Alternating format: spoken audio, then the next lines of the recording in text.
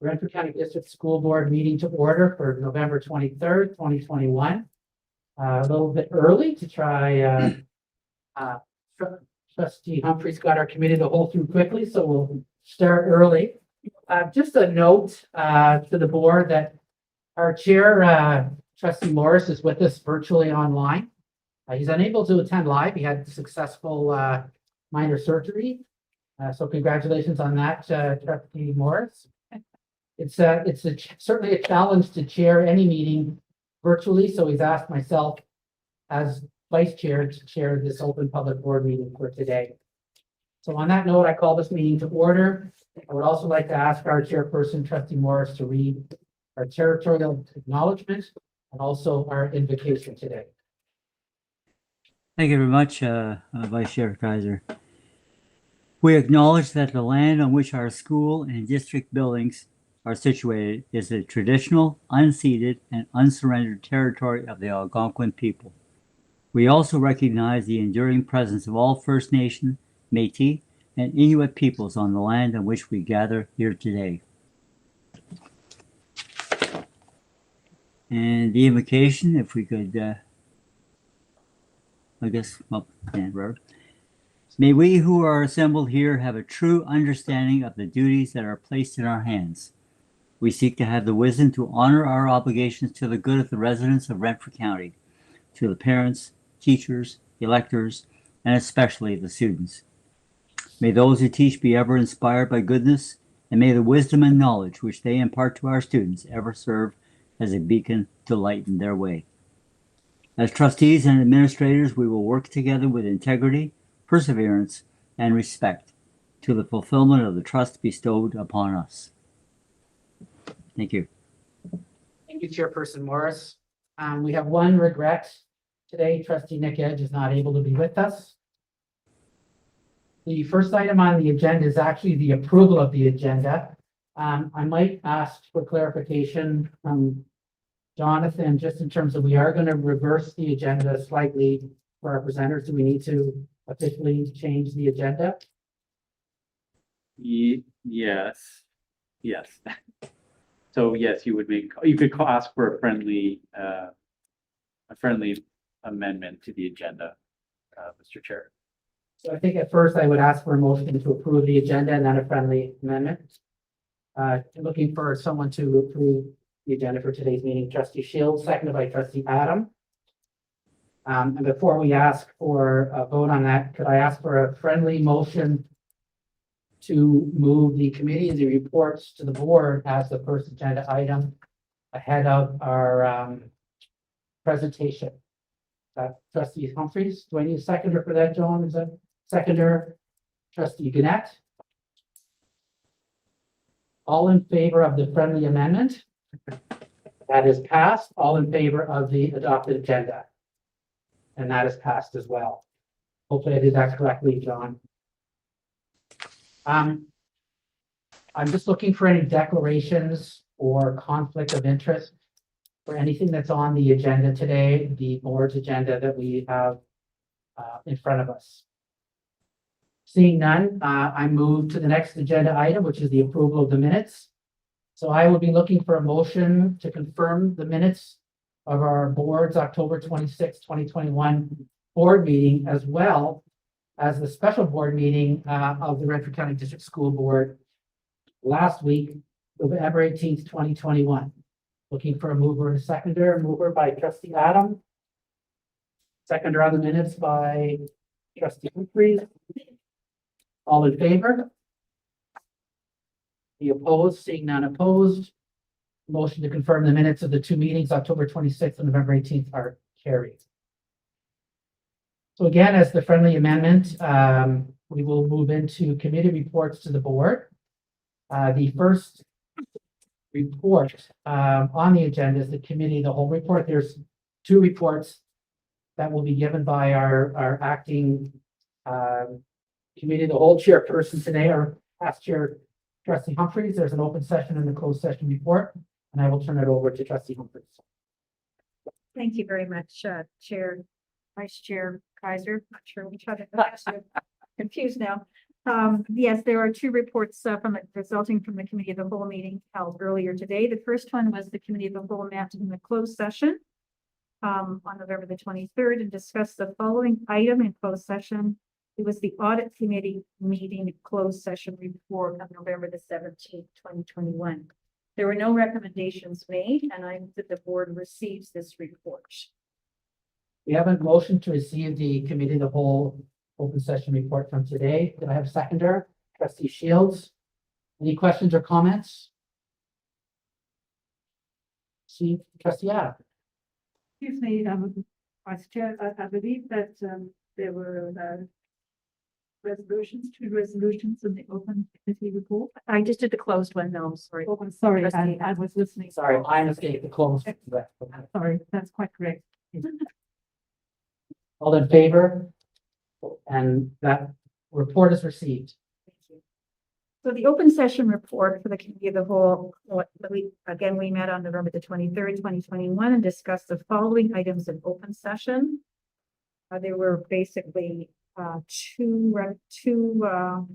items. First of all was the Audit Committee meeting open session report of November the 17th.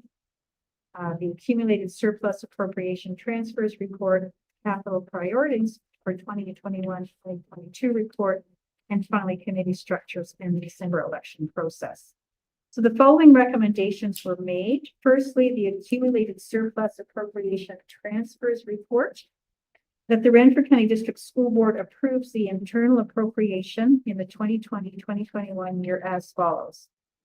Accumulated surplus internally appropriated, number one, transfer of $1,151,456 from internally appropriated for retirement gratuities to fund the current year amortization of the future benefit for retirement gratuities.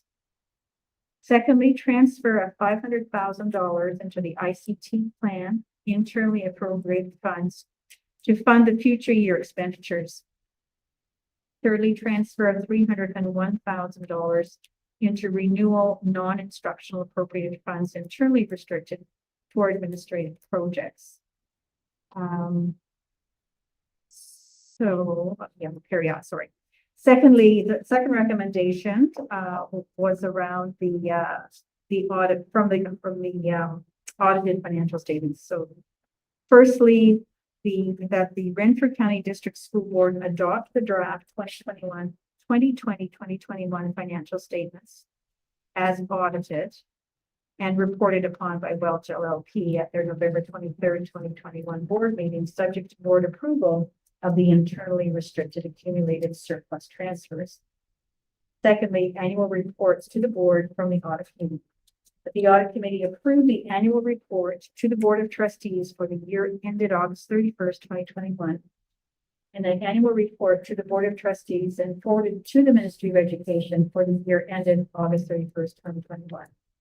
And that both reports be adopted by the Renfrew County District School Board at the November 23rd, 2021 board meeting. And finally, under capital priorities for 2021-2022, recommendation that the Renfrew County District School Board approve the 2021-2022 capital priorities as presented in the amount of $15,222,170. I move that the board adopt this report. We have a motion to adopt the Committee of the Whole open session report. I need a seconder for that, please, Trustee Adam. There were three long motions with a long discussion. Do we have any questions or comments from trustees on any of the motions? Seeing none, all in favor? And that report is adopted. Thank you very much, Acting Vice Chair. The next report on the agenda is the Program and Student Achievement Committee Open Session Report from November 9th, 2021. I'll ask the chair of that committee, Trustee Mike Annette, to present the report. There were no motions in the report, but I'll get him to review it, please. Thank you. Thank you, Vice Chair Kaiser. The Program and Student Achievement Committee met on Tuesday, November 9th, 2021. They discussed the secondary level, the High Skills Major Program, Ontario Youth Apprenticeship Program, Dual Credit Program, and the Co-op Program report. There was 3 presenters. Thank you to Steve Locke and Jacqueline Poirier. Our team that presented was Peter Burnett, Alex Harris, and Pat Brazel. Their enthusiasm was obvious. They had some challenges trying to keep within their time limits, but their enthusiasm was very evident on how this district is moving forward with all of these programs and how much the programs fit in a particular niche to keep students engaged within the program of their interest. These valuable programs have insisted that our board is improving in our graduation rates and more students figure out their next career steps moving forward. You know, we often use the catchphrase student readiness. It also dovetails into, it aligns with our inspired learning strat plan. And this experiential type learning is just a great thing to have regarding our rethink at the secondary. So that being said, there were no recommendations made. There was 3 presenters, and I'd like to conclude that this Program Achieving Committee report that I adopt this report. Trustee Gannett has moved the receipt of the Program and Student Achievement Committee open session report. Looking for a seconder to receive the report. Trustee Humphries, thank you very much. Any discussion on the report? See no hands raised, all in favor? Thank you very much. And Trustee Gannett, appreciate the detailed explanation of the report. Very much appreciate it. The next committee report is the Equity and Inclusion Committee. Our chair, Trustee Marjorie Adam, will present that Equity Inclusion open session report for November 9th. Obviously on our audit committee as well, and the busy trustee. Trustee Adam, please. Thank you. So the Equity and Inclusion Committee did meet on Tuesday, November 2021, and we discussed 2 items. There was the report on the Equity and Anti-Racism Action Plan. We had a session this morning with a professional development person who gave us some new insight to those issues as well.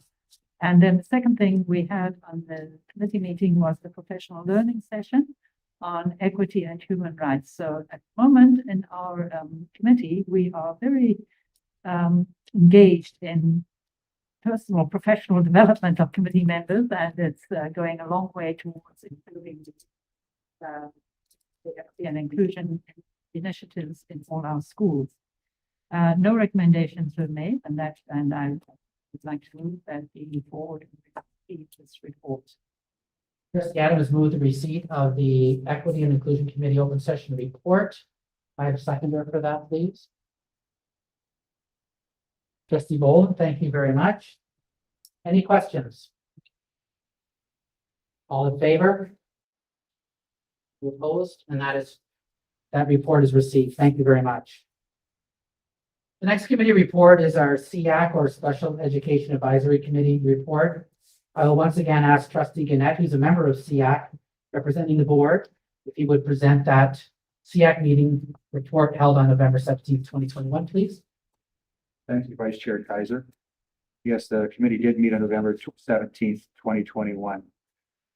Bill Smith, the Principal of Special Services, presented details on SIP funding, Special Incident Funding. The good news is that the government has increased the allotment for our most challenging students from $27,000 to $28,500 per student. We noted in our meeting that we really appreciate that. Those highest need students, although there's a lot of detail that go into the paperwork in order to attain this funding, these high need students continue to get serviced very, very well. This has meant an increase, an overall increase of the annual dollars from $900,000 to $945,000. Items that Special Services as well are still doing on an ongoing basis was presented by Bill Smith's leads. And they discussed special services such as certs, completing their IPRCs. We're moving forward in areas of special education review, particularly because of some of the delays because of the COVID. Literacy tests for both grade 10 and 11 this year are going to be taking place because of COVID. They were postponed last year. And putting focus also on elementary students transitioning back into class. It's been noted in particular that it's taken some of our students a little longer to, I guess, get in the swing of things, as they say. And that's been noted by some of our elementary staff. The other area of note is our staff association reports for community living and PMFRC are partnering up to be given VTRL training, which is violent threat risk assessment training. And I just want to make a note that they're very eager and excited to have this training. And Kevin Cameron, who's probably one of the most recognized in North America to give this training. I had it myself 5 to 10 years ago, and in working for the Board of Education, it's money very, very well spent. And I think very, very crucial. Like I said, they're very interested in receiving this training, and I told them that I was very satisfied with the presenter that's going to be in servicing them. That being noted, there were no recommendations that were made, and in conclusion, I move that the board adopt this report. Due to the fact there were no motions, trustee Gannett is moving the receipt of this report. I require a seconder as well, please. Trustee Humphreys. Just before I call a question, note that our chairperson, Trustee Morris, is also a member of the SEAC committee. And I'm wondering if I could ask Trustee Gannett, the chairperson of that committee is Amy McKenzie. Could you let us know who she is, please? I think you may have done this in the past, but I think just to acknowledge her. Yeah, she started as our chair. Brian might be able to hop in here, but I think she started as our chair. This is her first or second meeting, I believe. Amy is our new chair. Brian? I guess he's not tuned in. Person. I believe she comes to us from community living and took over from Leah Hunt. Works for that same agency. And Great, appreciate it. oh, I'm sorry. Anyway, Amy volunteered. She stepped forward, and we were very pleased to have her as our new chair with SEAC. I still am not abreast of the details of her background, but she came very highly recommended from Leah Hunt, who for years sat on our committee in SEAC, and she handled our first SEAC committee meeting extraordinarily well. Just breezed through it as the chair, and it appears that she's probably sat on other committees doing similar things because she didn't miss a beat. So Chair Kaiser, I'll give you more details in the future. I wasn't at the meeting when she described her background. I missed that meeting, actually. My apologies. Appreciate the background that you gave us, and we have a motion and a seconder to receive the report. All in favor? Any opposed? And that is carried. That report is received. The last report, is a separate update, is the Indigenous Education Advisory Committee update. We have nothing in the agenda item or nothing in our package today. I will ask Trustee Adam, who's a member of that committee, to give an update, please. No recommendations. Thank you. I apologize that there was nothing in the package. It was because I believe it was quite recently decided that the Indigenous Education Advisory Committee should have a separate report to the board, because in the past it had news from that committee has been funneled through perhaps the equity and inclusion, perhaps program. And with the high profile and the importance of this activity these days, it was decided that the advisory committee should have a special meeting, a special place in board updates. And this is the first time that it's happening. So we did have a meeting on the 21st of October, 2021. There are 2 trustees on the board on that committee. It's Leo Boland, Trustee Boland, and myself. And also we did have an Indigenous trustee, but We are currently without such an appointment. So it was a very positive meeting with lots of good news to share. Indigenous Education Lead Tina Nelson spoke about the close fit between the board's new strategic plan and the goals of the Indigenous Education Initiatives and the associated action plan for the current school year. Referencing the strategic plan priorities, she noted the growing engagement inspired by partnership with the Algonquins of the Kwakanagan community since 2015, as well as more recent engagement with other Indigenous peoples. Programs and activities in the schools have not only empowered Indigenous students, but have also enabled excellent new learning for all students and teachers as these initiatives have grown and spread through the system. So they're well matched up. Secondly, building from the strategic plan, the Indigenous Education Action Plan has 4 focus areas: engagement and awareness, supporting students, supporting educators, and using data. Some action items include a new self-identification form and outreach to make it easier to self-identify as Indigenous. And there are at present about 420 self-identified Indigenous students and staff. And the new Indigenous education page on the board website. Thank you, board communication staff. That makes it easier for parents and students and others to access programs and services. Following this overview, the committee heard reports from Principal Jude Kelly at Eganville District and Angela McGregor at Opeongo, Michelle Belcher at Valor, and Vice Principal Sandy Bennett at Cobden District Public School about the wide variety of curriculum connections, activities, engagement of teachers and volunteers, contributing knowledge and skills, videos, books, artwork, and much more. Many of these were happening in Education Week and on the Day of Reconciliation. Fourthly, graduation coach Judy Ellis reported that she's traveled around to all 7 high schools.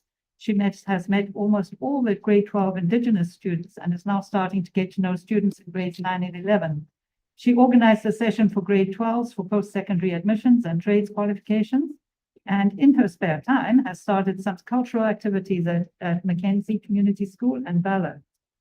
Now, number 5, I've left the best to last. The big news. The big new news is the hiring of a second graduation coach, Logan Wright, who is Métis. Both Judy Ellis and Logan Wright were hired in partnership with community stakeholders to ensure a good fit with the community, and their interviews used a storytelling approach to connect with the job requirements. Now, enabling this big new news is the big issue of funding. There's lots of new funding available, and Superintendent Cousino will in a moment reveal where it's coming from. But hearing about it and about our need expressed by Superintendent Cousino to set a vision for what we want to accomplish with this new money effectively put an end to progress through the agenda, as every member of the committee was eager to tell all the good ideas about what can be done if more funds become available. So now I'd like to call on Superintendent Cousino to outline for you the good news about the new funding for Indigenous education, as well as anything else you might want to add to my report. Thanks, Marjorie. Just want to clarify it to the board. It is not new funding, but in the way that the ministry rolled out funding to boards last year, they enveloped Indigenous funding. So in the past, funding that was raised through the First Nation, Métis, and Inuit sections that were being taught in our secondary schools generated funding to the tune, and Jennifer can confirm this, just under the 6.0 FTE, so just under 6 teachers, so roughly 500 and some $1,000 that now must be reinvested into Indigenous education. So it has shifted this money away from secondary sections to the Indigenous portfolio. Great news for Indigenous education, which has allowed us to hire 1 Indigenous grad coach that is fully funded by us, the partial salary of a second Indigenous coach that is where we have shared funding from the ministry specifically dedicated to this. And therefore we have more money in the board action plan for Indigenous education that we have never had, that we've never had before. That's why we will take a few months to outline what is the vision? How do we want to impact the system? Taking into account some of the principles that Chris talked us through this morning about representation, about voice. So all this to say, this is good news for Indigenous education, but we need to recognize that it's not new funding to the board. It's just a transfer of money that was historically invested in secondary sections, now dedicated to Indigenous education. And Jennifer, anything that you may want to? Okay. Did a good job. Thanks. Thank you, Superintendent Cousineau, and I would like to move that the board receive this report. I believe it's just an information report. Is that correct? Yes. Yes. So there's no recommendations. There's no receiving the report. It's just an information item, correct? Okay, thank you. Can I ask a question? You certainly can. Yes. I'm not sure where this question fits actually, but has there been a decision made on graduations in the next year? Are you going to be virtual or in person? Through you, Mr. Chair, it's a good question from trustee Shields. We haven't made a determination on that in part because we know the public health parameters continue to change almost, month by month or season by season. So as we go into the winter and heading into the spring, we'll try to get the most up-to-date information with the greatest intent possible at, returning to graduations as once was the case, but we're not making a determination until we're a little bit closer to the date in the event the conditions change for us. And we don't want to over promise something in the event it can't happen, but we'll definitely have it on our priority list in the winter, spring. Any other questions from trustees? That ends the part of the agenda for the committee and other reports. I'm just going to ask our superintendent, Poirier, if our presenters are ready. They're in the hall, so Following. Yeah. So shall I go ahead? yes, and if you would do us the kindness of introducing them and also some background on our presentation.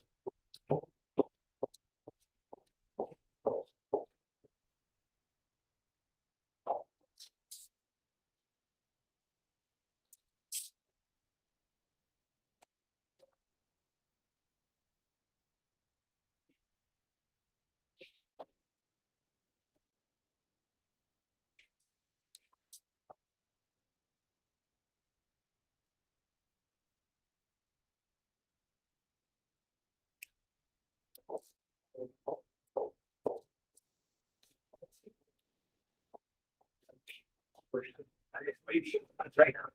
That's really So while we have the group entering and getting set up, because I'm not sure, but Alex might need to hook his computer up by the looks of things. The presentation this week at board is a continuation, I'd say, of the conversation that we had at committee. So part of the plan, as you know, we discussed, we had a student success presentation at committee of the whole, and then we had a board presentation. And then we did the same thing for this area of experiential learning. So Alex Harris is the OYAP coordinator, and Pat Brazo is our specialist high skills major lead, and Pete Burnett is the principal of experiential learning. And they are the group that helped to organize our presenters this evening, which is, and they're getting set up, but Joe Lavoie is over to the right, and he's a vice principal at Fellows High School. And at the back, Dwayne Neff is a co-op teacher at Fellows High School, and he's just getting organized.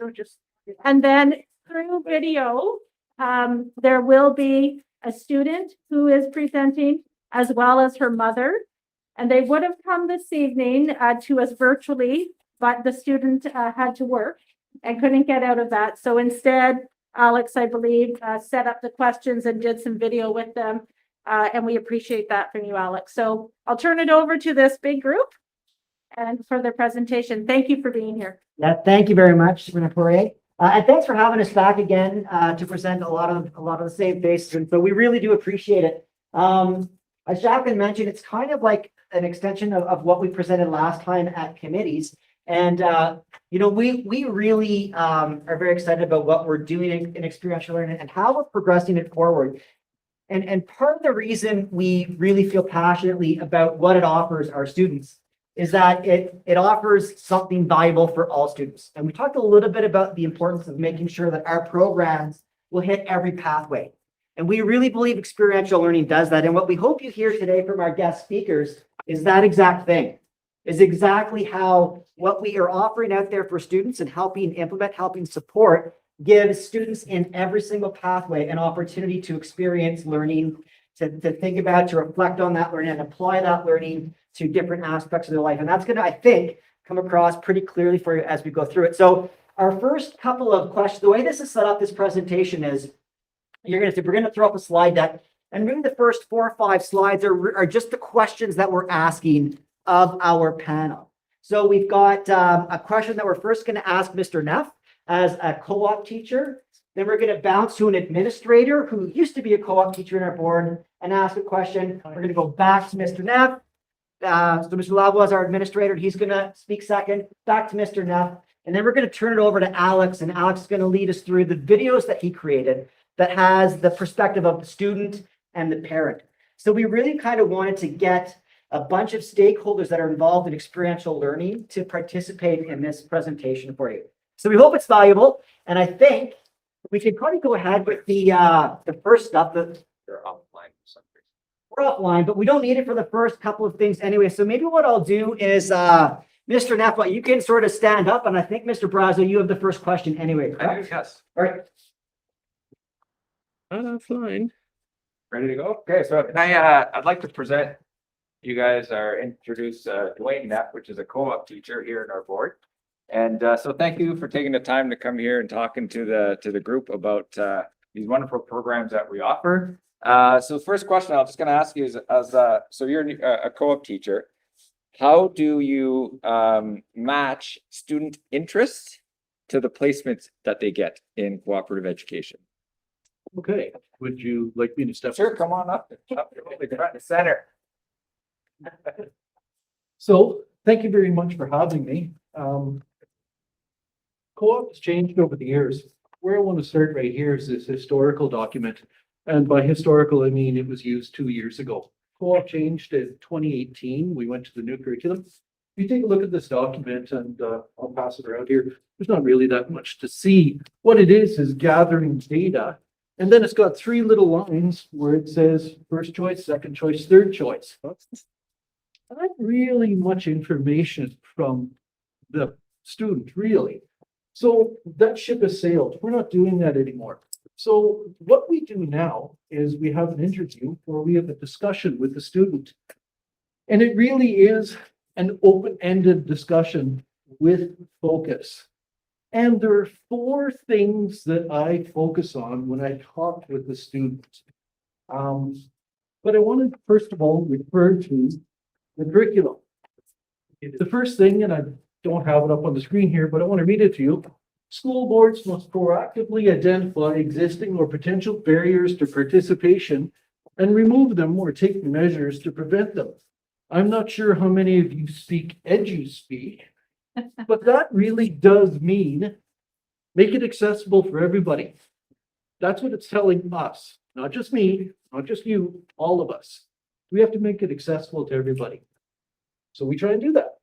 The second thing is the teacher must schedule a meeting with every student considering enrollment in the course to determine the student's readiness to participate in cooperative education, taking into account the goals and interests.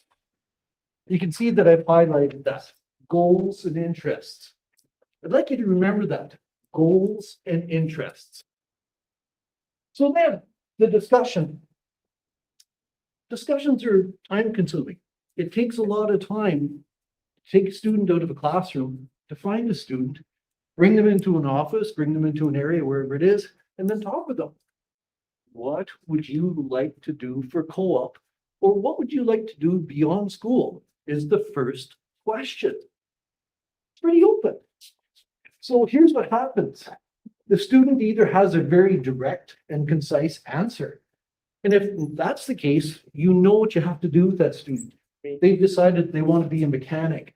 They've decided they want to be a nurse. They decide they want to go right into the workforce.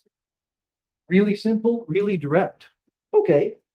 But then it becomes, they're not sure.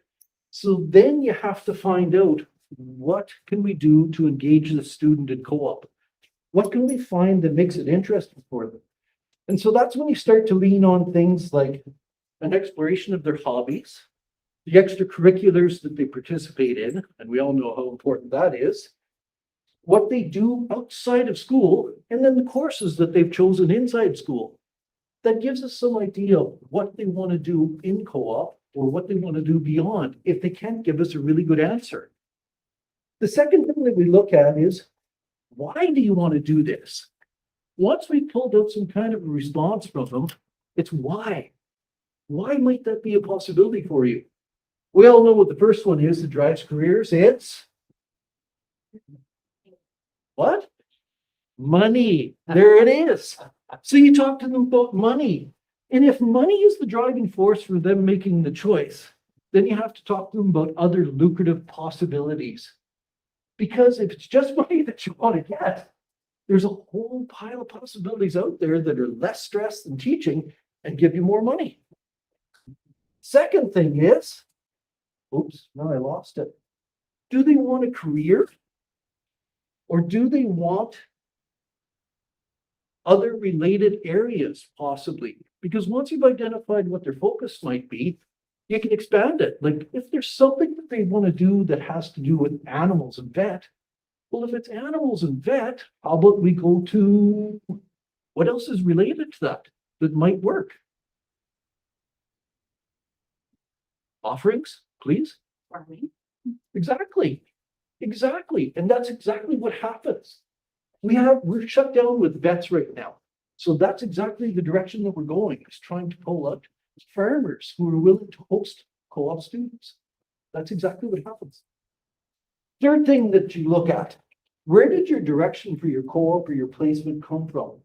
And what we're doing right there is trying to figure out if it's an intrinsic or an internal motivator, or if it's an extrinsic motivator for that student.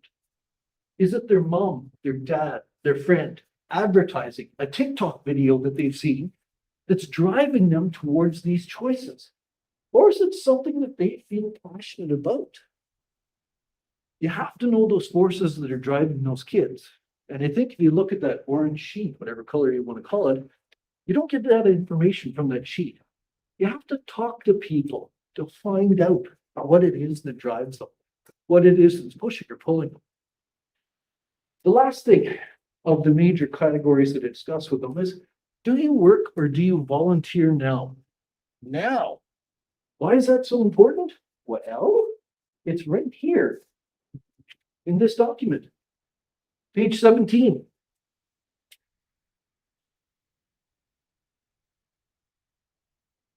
%92 of recruiters say that soft skills are more important than hard skills. That's in your document, our document. So if we find out that a student hasn't been able to get a job or volunteer anywhere, we change our direction in the placement, because there's a select group of placements that we have, strangely enough, McDonald's is one of them, who focus on developing the whole person. They're not necessarily that concerned about technical skills. Can you flip a burger? They don't really care. What they're there is to make sure that they understand the importance of all these things that are required for them to be good workers in the system. So, do you work or do you volunteer at a place? That's the last of the 4 major categories that I look at and try to figure out what a student should be doing for a placement. There's 3 other considerations too: where they live, do they have transportation, and of course their schedule. But it's the first 4 major, the last 3 are just considerations basically. There's one more thing that I want to show you. Again, curriculum document. This right here is the summary of the pre-course planning, which includes right here,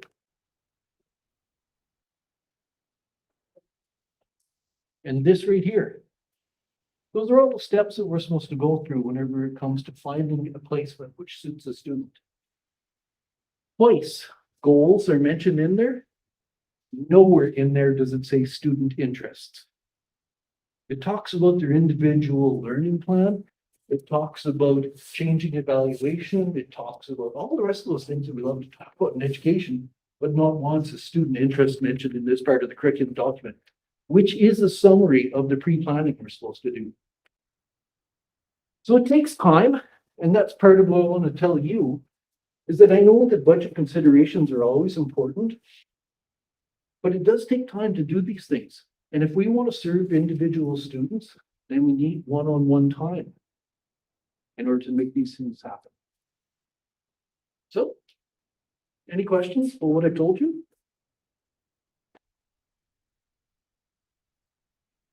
Yes. What is you're saying one-on-one time, Dwayne, where are you right now? Huh, excellent question. So right now, I'm incredibly stressed. COVID screwed us, for lack of a better word. Last year, we should have been arranging the placements for this year. But we didn't get our student schedule because of a number of factors till 3 days before the school year ended. And then, of course, our school changed schedules in the very first week of July. There was no way for me to basically arrange placements. So I got students coming into the school, go through the pre-placement activities with them, and at the same time trying to interview them to find out where we could go for placements. And then we still have to do inspections of placements for a number of reasons, COVID inspections, safety inspections. So I was still trying to do pre-placement activities, trying to do interviews of students, trying to inspect placements. And then it got to the point where the students, the really focused students who already had set up placements, were already going out into placements. So I had 4 jobs at once to do. And thank goodness, our administrators were really good at understanding this. So after 2.5 weeks of this happening, Joe, we took the students, put them into student success and said, sorry, like Mr. Neff has to go out there and do visits of the work placements. That's the way it is. You're going to have to finish off this work on your own. We just got finished that about 2 weeks ago, quite honestly, because there are some placements that are incredibly difficult to find for the students. And now we're starting the process right now. We've done about 1/4 of them for next semester. So time, we don't have enough of it. COVID has been horrible for this. Yeah, well, thank you, Dwayne, for sharing that. Like, that's very stressful, like you're saying at the end, but like, you're pretty dedicated to your students, taking all that time to do, like you're saying, 4 jobs, and they're very lucky. So I'll bring up Peter to introduce our next speaker. Sorry. Yeah, no, that's fine. Do we want to hold questions until the very end, or do you want to do questions as we go? I know. I would say hold questions. till the end. Hold questions till the end. Okay, awesome. Thank you. Is that Mr. is that okay? That's fine. Okay, perfect. So we'll go on to the next, you can advance the slide. So I hope you heard the passion in Mr. Neff's voice. You could tell he really cares about his students. And that's really important because as we know, relationships matter. And he builds that relationship early on. So that's amazing. And thanks Dwayne for doing that. Okay, Joe, come on up. If you don't mind, you can answered all the questions. you can take center stage and all that. So as Joe walks up to the front there and gets out, I'll just kind of turn around and make sure I'm not missing any language from the next question. But Joe, we kind of want to know, for you as a former co-op teacher and now an administrator, you've seen kind of firsthand how experiential learning programs help our students, and experiential programs like co-op, like SHSM, like how they benefit students in all pathways. So what we really wanted you to do was take some time from your perspective and kind of step us through that a little bit and provide us with some examples if you have any. For sure. So I've been fortunate enough to see experiential learning in action in several of our secondary schools within our district, from the lens of a math teacher, a student success teacher, a special education teacher, of course, a co-op teacher, and now a young administrator. And I mean, like Dwayne and many of our team here, I'm certainly from day one was very passionate about experiential learning because of the value that it adds for our students. I think another thing that's special about it is its equity of access to all of our youth in all of our pathways, whether it's our students in our life skills pathway, our students that are moving direct to workplace, or our university bound students. It really is available to all and benefits all. You know, co-op, SHSM, OYAP, World of Work, job shadowing, job twinning. They truly are student-driven experiences. You know, our team takes a strict, you know, Dwayne mentions his interviewing of students, his conversations, the questioning he's asking our students to gather information. It's truly in order to take a strength-based approach to the programming. Obviously, we consider their interests, their needs, their aspirations when we're trying to match them up with the right placement or the right experiential learning opportunity. Certainly by doing this, we're empowering each of those students to meet their individual goals.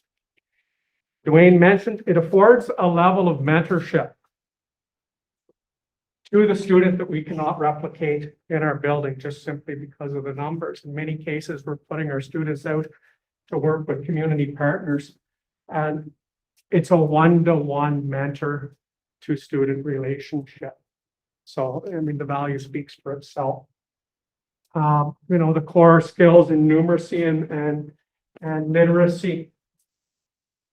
Some of our students might not see the relevance within the classroom, but once they're out in their sector of choosing, they see those skills at work firsthand as they apply to the sector that they have an interest in. The global competencies that we're developing and fostering within our schools, those continue with increased relevance in the job sectors for our youth. It's truly authentic. It's truly rich learning that we're offering concurrently or consecutively with our compulsory program offerings. As so many of you would know, you know, some of our most at-risk students, experiential learning has totally changed their perspective on their educational plan because they see themselves within that plan. They got a community partner working with them, becomes their mentor. Those students feel confident, they feel empowered, and they certainly feel in control of their learning.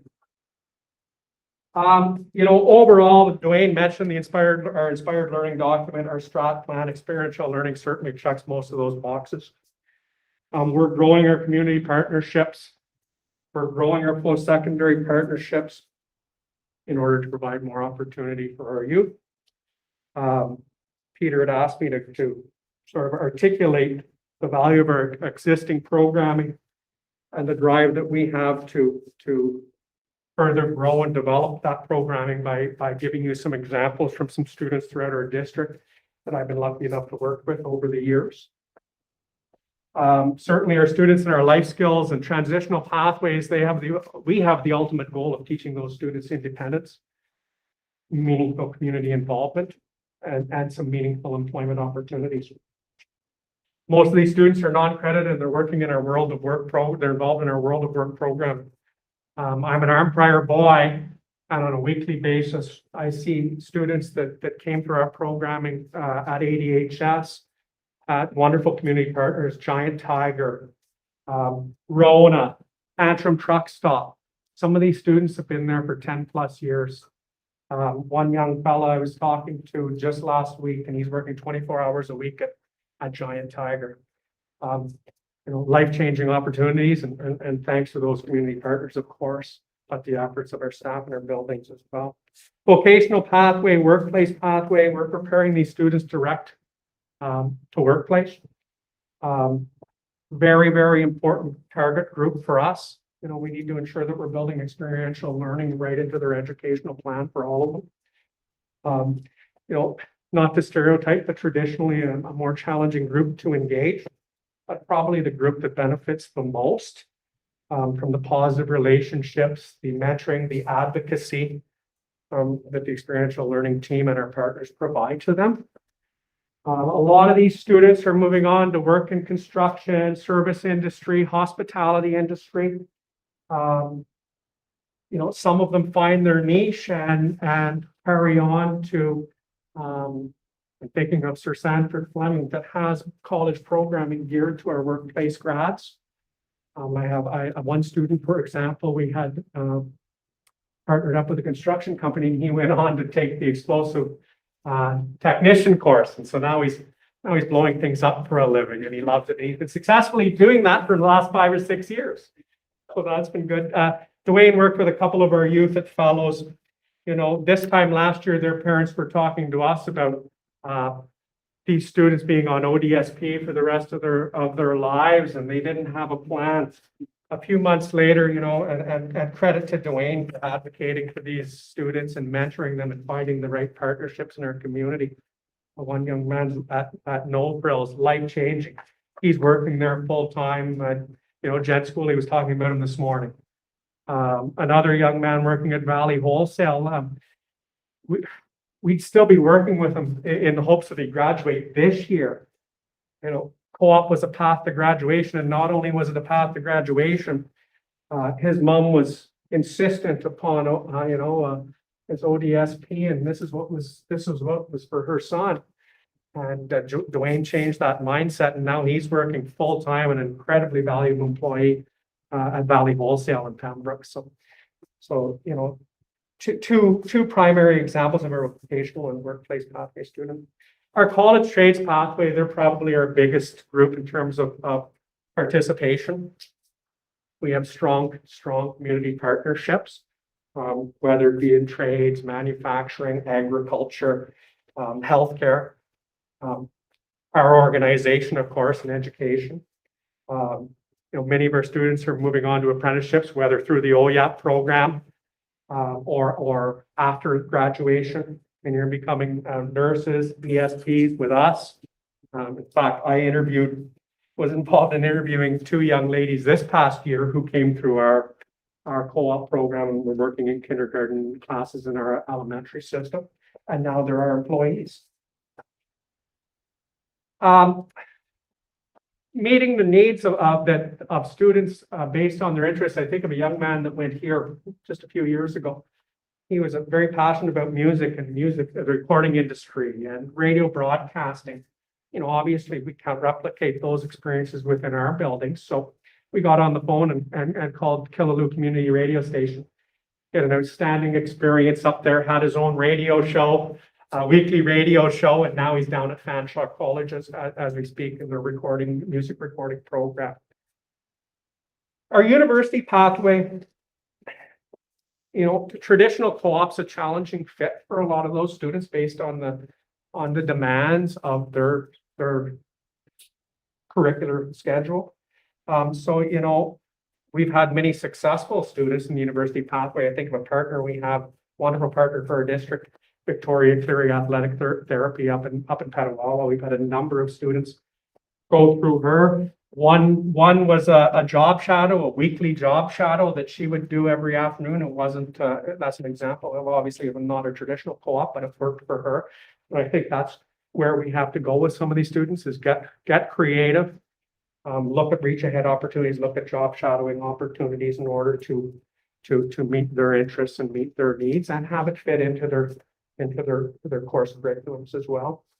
So, I think when I say life-changing, I mean, it certainly is life-changing for all of our students. Certainly there's some students like those young men I spoke about that were in our life skills pathway, truly life-changing for them. The students Dwayne worked with last year, but I think it really meets the needs of all our learners, and society's changing, the needs of our students are changing, and we got a great team that are also diversifying and changing our offerings and getting more creative for what we're offering our students in our district. So thanks very much. Thank you, Joe. And Joe said, I'm going to have to probably read my notes, but you can see again, as he gets up and gets talking, just the passion. He knows these students, and our educators know our students. And that's what makes it easy to talk about because we're excited about it. I also, Joe, really appreciate and thank you for mentioning job shadowing, job twinning, et cetera, because we know that these opportunities exist. And as part of our secondary review, we mentioned, I think last time at committees that we were looking at ways to expand that. And Joe just gave us a prime example of why we need to consider doing that and continuing down that path of rolling that out. So, okay, Pat, let's move ahead to the next one. Wayne, I think you're back up. Yeah, I'll ask Dwayne to come back up if that's all right. So I don't know if most of you know, but Dwayne is an experienced classroom teacher, but he's fairly new in the role as a co-op teacher. So if I'm going to ask Dwayne if you could share or comment on the engagements of your students, if you can be more specific on more of the reflection of their learning, either through any of our experiential programs, co-op, Shazam, OEP, something like that. So, many of you have worked in education, not all of you, but many of you through the years, and you understand from a teacher's perspective, almost all the time what we're trying to do is improve our program. We're always trying to reach the next student, bring that student to the next level. We understand it's part of what we do on all of the different levels. That's why you're listening to us today, is you're trying to reach the next level of your understanding and improve the programming offered on a board-wide basis. Perfect. So you saw the little pile that I had right here that I referred to for the first question. There's the next question that I have to address. Here's what I have to share with you. It's really bad right now. We need to improve this. Joe talked about the different levels, if you would like to call it, about with students. We deal with an unbelievable amount of at-risk students, and we try and find ways for them to succeed.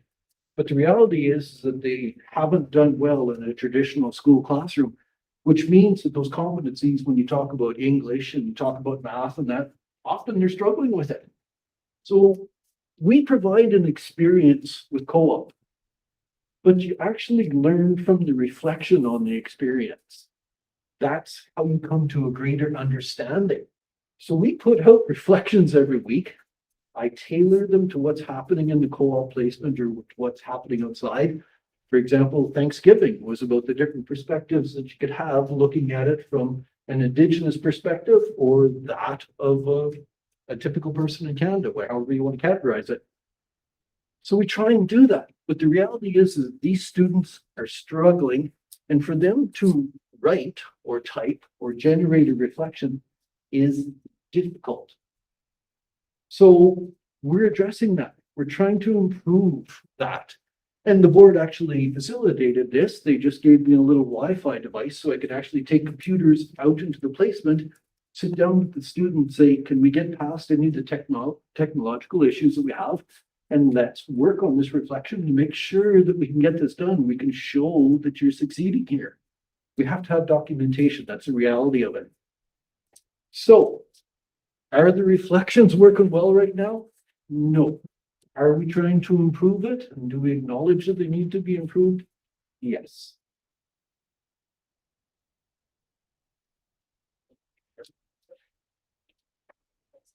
Great, thank you, Dwayne. So now we'll pass on to Alex to introduce our students.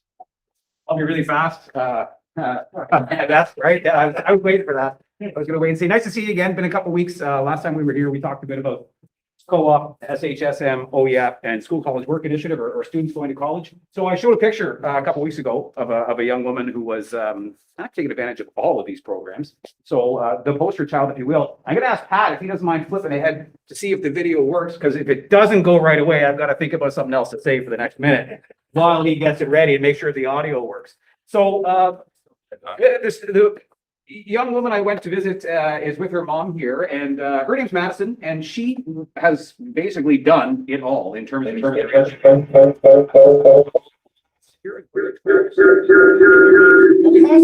so I'm good with that. So we're gonna just turn off the mic on this one right here, I think. No, it's you have to mute you. Okay, we're gonna mute one. So this is Madison and her mom. We had invited them in person. Madison's on her way to work at the moment. Couldn't really get her time off. Mom's in Barry's Bay. Was going to try and zoom in here at the same time, but we just did a video instead. So this young woman, co-op, SHSM, is a registered apprentice in OEP. So what does that mean? It means that she is on her way to becoming a mechanic. So she's registered as an auto mechanic. She is also going to tell us about how this ties into School College Work Initiative, because I don't want to spoil it, but she's going to college next semester while still in grade 12 to earn her level 1, what we used to call basic in the trades. So this student's going to tell us about her pathway. As soon as Pat tells me I'm ready to go, I can stop thinking on my feet. But just for perspective, this is what we want these programs to do for kids. There are a lot of examples like Madison, but Madison is perfect. Not only is she a young woman who's in a field that's dominated mostly by men, and you'll hear her talk about that a little bit, and the support she has from her mom and the words of wisdom from her mom for you, I think are quite valuable. Pat, is it going to work? Well, I think I have to unmute this. You might not have. Might not have to. Let's give her a Try shot. with it.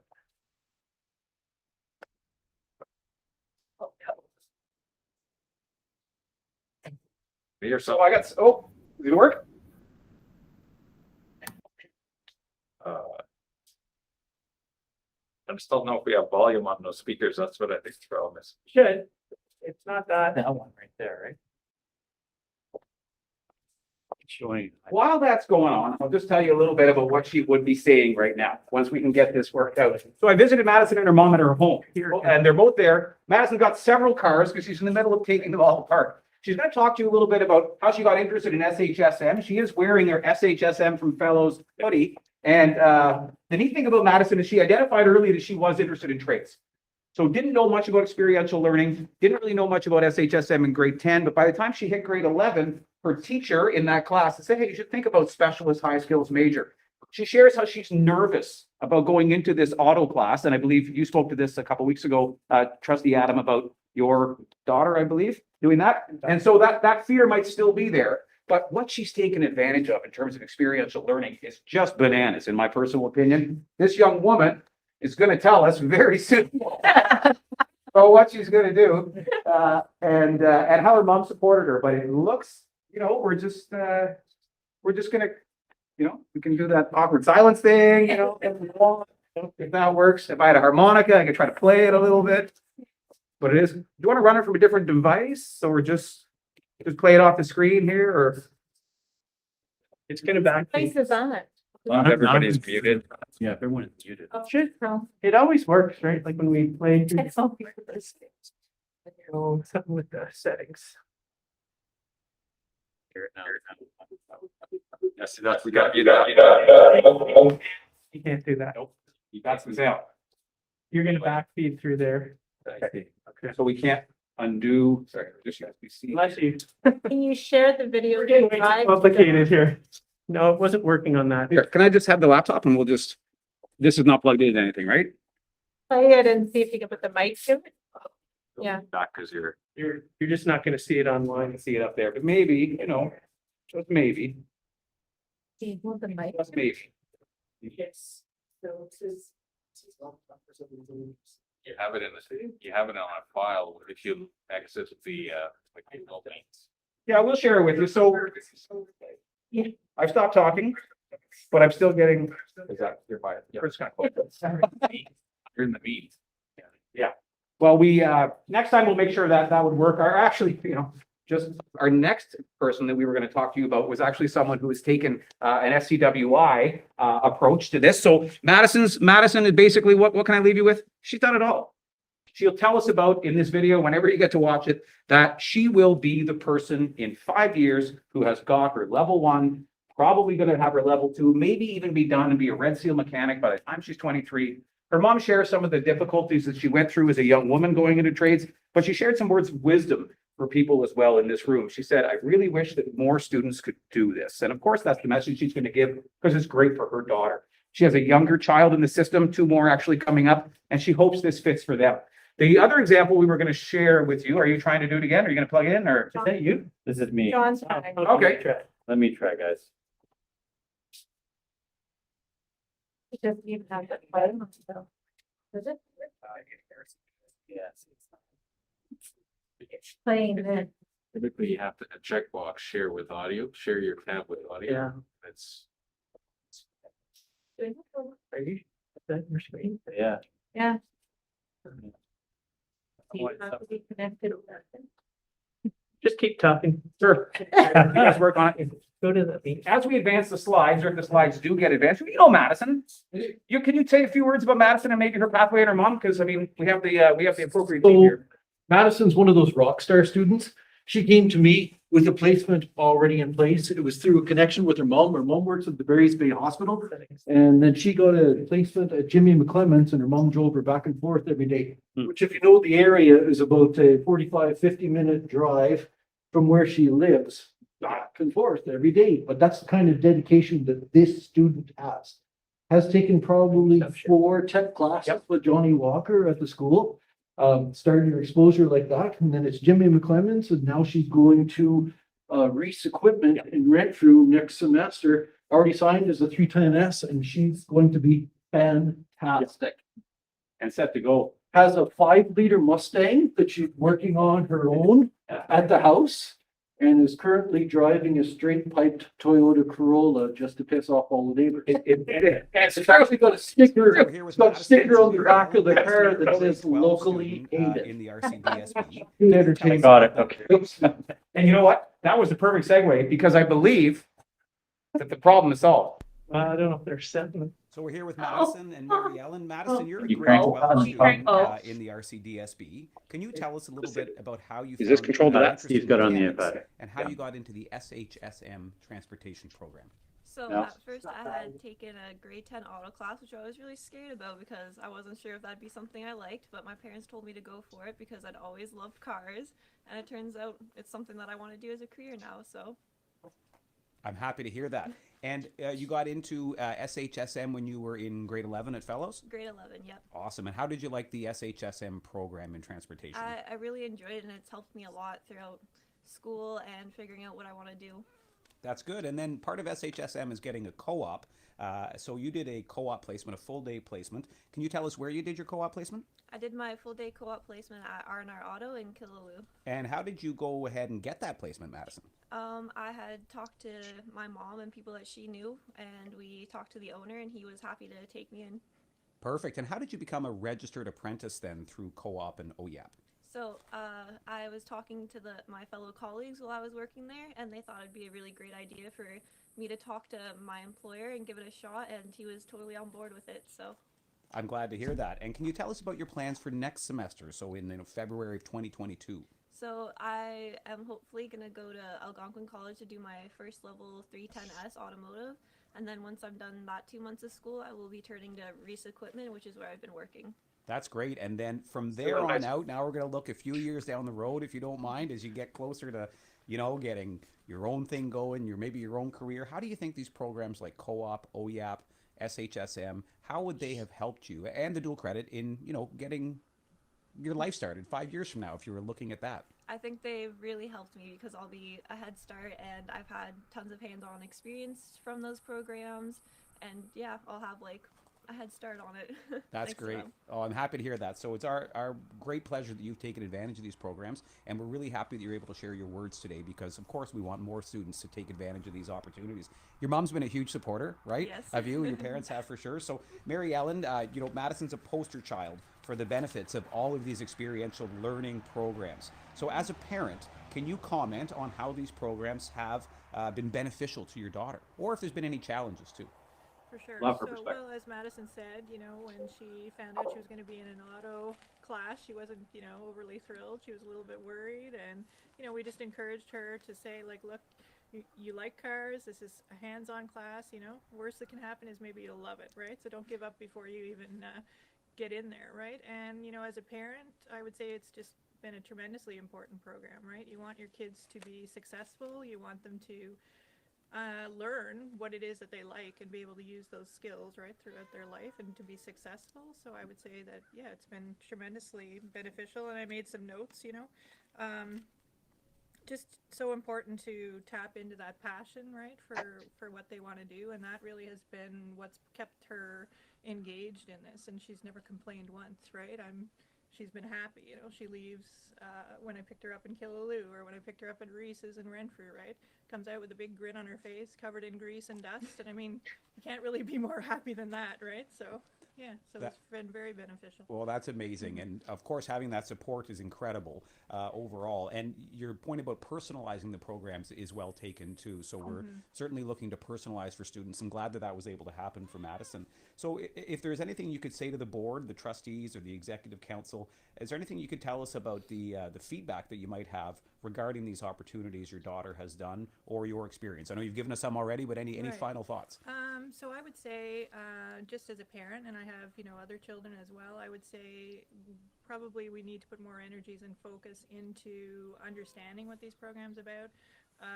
Maybe getting to the kids when they're in grade 6 and 7, having people present, having role models. Like we all see our kids, when the police come and the firemen come and they come home talking about these careers, right? Well, there's 101 other ones that they could get interested in, and there's such a shortage, right, in these trades, and yeah, it's pretty amazing. And even more so to see a young woman who wants to get into a profession that's not necessarily seen as something that women would do, right? So being innovative enough to break down some of those barriers is pretty awesome. Well, that's great. Thank you so much. And your points are so bang on. You're preaching to the So that's, kind of let the cat out of the bag earlier, and I appreciate you figuring out the solutions to that. But you heard from Madison and her mom. I don't really know what else to say. It kind of jerks at my heart. Hopefully it does the same for you. We do have one more example to show you, and then we're going to leave you alone for the day, if that's okay. I don't know if we're okay to do this, but in the summer, we ran a summer trades camp. So through the school college work initiative, you probably may have heard about it, remembered it, some carpentry and some welding for 2 groups of 9 students because of COVID, the way it was set up. So for 18 students in the board, and they went down to the college. And we have a very interesting young lady next. John, are you able to go to the next? Right now. Okay, thank you very much. And I talked to her mom, and I got to share some of the other feedback. But this is a video taken in the summertime. So this is a student, and you'll hear her talk about her pathway. She is in SHSM at MV, and she is a university-bound student. But she came to us not through the traditional channels, which is kind of interesting. So if you're able to, that'll probably get larger. I don't know if you can maximize it, but are you able to give that a whirl, John? With Evelyn. Evelyn, tell us what school you go to. I go to MVDHS over in Barry's Bay. And where were you before you were at MVDHS? I was at Canterbury High School in Ottawa. And what were you studying at Canterbury? I was in the visual arts program. So you're in visual arts, but here you are, you're holding something in your hand. You got all this welding gear on. Tell us what you're doing at the college today. I'm doing a trades camp over a couple of weeks at the college, learning how to weld and do carpentry and all sorts of cool stuff. How did you ever hear about the trades camp? Over my civics and careers course, I had a guest speaker that came in and told us about it.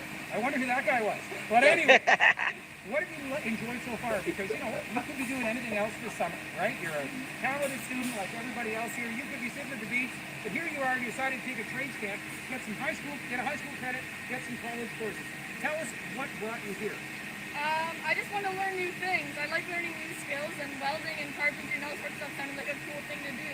That's awesome. And I'm going to guess that because you were studying visual arts, you have some artistic genes inside you. Yeah. So do you think you can use the skills that you've developed here in the carpentry shop and the welding shop in your artistic endeavors? Of course. At my home we have a welder, and I'm going to use it when we go home, so I know how to use it now. So what kind of make stuff. What kind of welder do you have at home? We have an arc welder. And before today, or yesterday, or the day before, did you know much about arc welding? I had no clue how to weld. And now you're feeling confident you can go home safely and use this welder? Yeah. And what are you going to make, you think?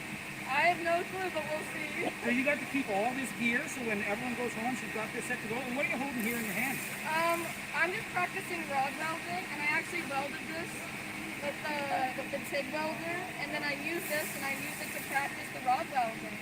That's amazing. So welding is a skill you get better at as you do it, right? We know you're going to improve overall.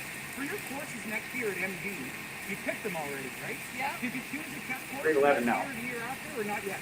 I didn't. I didn't really have any idea at that time about any of this, so maybe the next year I will. Maybe you'll change and do a little bit of a course there. When Yeah. you're a successful college student, you're going to earn a college credit, actually 2, and 1 high school credit. We wish you all the best. Thank you very much for your time today. Thank you. Oh, I have one more question. Oh, do it. What would you say to anybody else who is in your shoes? Because are you 16, 15? 16 years old. What would you say to anybody who's like, I don't know if I want to give up part of my summer. I don't know if I want to use 7.5 days to come to the college and learn this. I mean, it's only a week and a half, and you get to learn and get lots of cool stuff, so I would definitely go if you have the chance. Thank you very much for your time today. We appreciate it. All the best in the rest of the camp. Thanks, John. Came from Canterbury High School. Came from Canterbury, which is kind of neat, on that interesting pathway. And here she is, you know, went out on a limb, decided to take this class. And through the school college work initiative and dual credit, what does she earn? Well, she earned 2 half college credits, so 1 full college credit, and she earned a credit that applies to her Ontario secondary school diploma. Talked to her mom just to get permission to show this. And it was really neat because you heard her say in the video, or maybe you didn't, it was a bit quiet. I said, Evelyn, did you take any tech credits for next year? Did you take any tech courses? No, I've already picked my courses. I haven't. So, you know, I had a little peek, of course, at her timetable. So she's enrolled in a woodworking class next semester. And her mom said, if there was a manufacturing class at MV, if they did offer that there, she would definitely take it. And she asked more and more about her son's coming up. Can her son do this? So in the community, you know, these build a lot of good relationships between the college, between the students. But overall, what else can I say today except this is good for kids, right? I'm preaching to the choir. I know that. Thank you for your time. Pete, you want to finish it up? Well, there's not really much else to say. So I know that you were ahead in your schedule and then we came and presented. Now you're probably a little bit behind. So I don't think there's much else to say by way of wrap up, but I know we cut off Trustee Gannett earlier. And so if there's any questions, Mr. Neff? I don't have a question. I just want to acknowledge this board, this group of people. It's unbelievable, the history and the knowledge that's in here. Mr. Kaiser, Dave Kaiser, taught me when I was at the school, coached me, unbelievable. Miss Adams helped me whenever I was a fresh teacher at the school. Miss Poirier keeps me in line whenever I need it. Mr. Gannett, it's fantastic with the students. I want to thank you for all that you do, and I don't think you're acknowledged enough for that. So thanks for giving us that opportunity, and thank you for all that you do. Very nice. Okay. And so with that, we'll take any questions if there's time for that. I don't know if there is, but if anyone has any questions for the committee. Go ahead. Now, Trustee Shields. Anybody else? Go ahead. This form that Dwayne Knapp said that has expired now. And I get it because, you know, 1, 2, 3 choices. And I think they're leaning towards getting to know the whole student. And Dwayne alluded to the amount of time that takes. And him especially being a newcomer since COVID started in the co-op department, I feel for him, doing the best he can. But between he and Joe, I asked him a bit of a loaded question. I had a little huddle with them. So they put a little bit of thought into what I've asked them, and I'm going to ask them to respond. Approximately, from what I understand, in most high schools, 15 to 20% of the students take co-op. At 15, 20, somewhere in that range. Right. From what I understand, the majority of them are college or high school trades bound. There are a few that maybe get in there, maybe a victory lap in academic courses where they've stayed an extra year or whatever, still taking co-op. So my question to them is, getting to know the whole student is very, very time consuming. And I was asking Joe and Dwayne, you know, what's the time allotment? As an example, we use fellows because they're both from fellows. What's the time allotment that you have? And, you know, Joe, what's Well, I mean, like for co-op and Shazam and all those programs? yeah, I mean, it's certainly very time consuming and it's beyond the, you know, 1 or 2 people, you know, that's where we really need to be comfortable drawing on this whole team in order to make it happen. Right. Because it is time consuming, as Dwayne mentioned, the challenges put forth, with COVID sort of put us behind the 8 ball and then we're playing catch up, but you know, I could speak to our building and Dwayne and I are working together on a daily basis. I'm in communication with Peter all the time. Alex, we're talking multiple times per week. It necessitates that team approach in order, because there's no time, time isn't there for any one person. So my question to Dwayne is, how many students do you have per semester, roughly? This semester, I'm going to say we're low 50s. Okay. Next semester Next semester would be around 70. We're about 120 students Yeah. in our building. Yeah. My sort of a comment is that, you know, there's never enough time in a day. I mean, I had an office beside these guys for most of my career, and I see what they do, and I see the evolution of co-op, and I know we've all been sold on the leads for all these programs, but I just can't emphasize enough. My dad was a tradesman, and I really see the value in all of this, but I am still concerned that there maybe still isn't enough time. And I do know that we've got all kinds of parameters, but if we're leaning away from sort of this 1, 2, 3 check mark, this student has a placement, to really servicing, genuinely servicing, Peter, as you've said, through experiential learning, these students. You know, everybody has a wish list, and my wish list would be if somehow we could get more person hours into doing this type of multifaceted programs, because there's many spokes to the wheel. So, I mean, you're speaking of passionate converted myself. I never had the luxury of having this when I was a kid. Most of the trustees in this room haven't. But I just blows my mind that it's not just staying stagnant. And this is a perfect example of how it's not staying stagnant. It's taken a big leap into the holistic. I think it's really done a fantastic job in keeping and retaining our students and moving them to the next level. In other words, they just don't walk out the door with a grade 12 diploma. Hey, look, here's my grade 12. And then, you know, it's that stumble year. A lot of them, you know, are through the help of the team, just planning their future. They've got a leg up.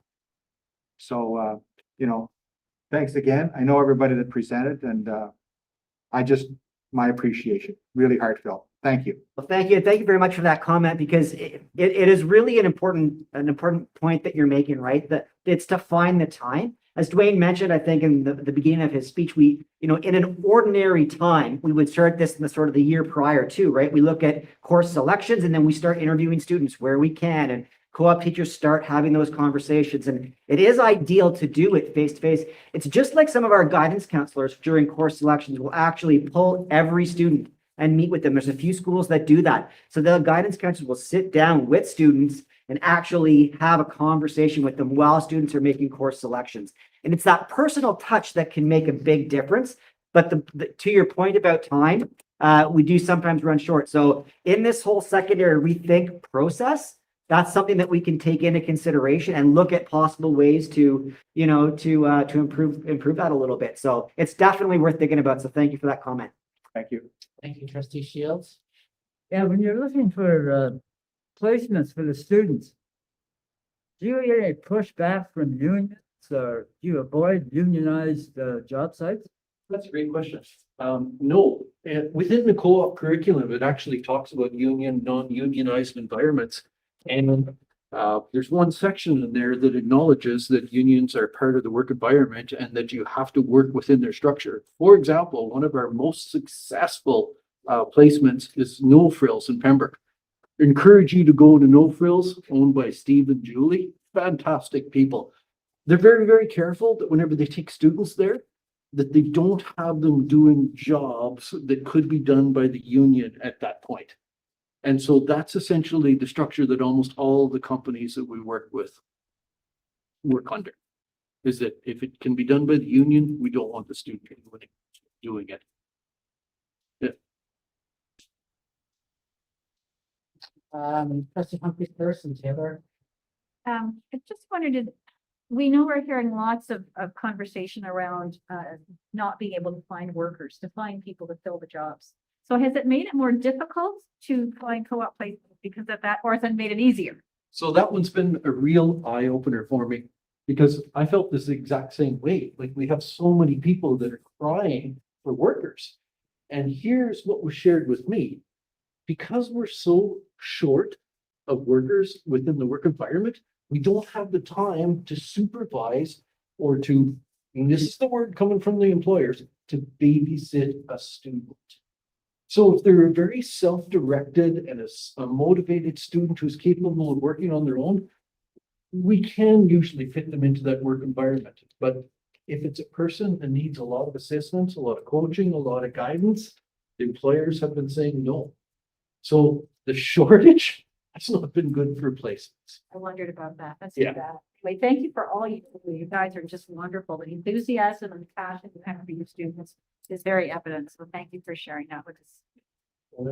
I really love what you do as a student. I mean, I have a co-op placement next semester, and I also really love how you guys are working towards making it more personalized and making, rather than just having a a paper you give to a student, you're making connections and you are giving them a more personalized experience.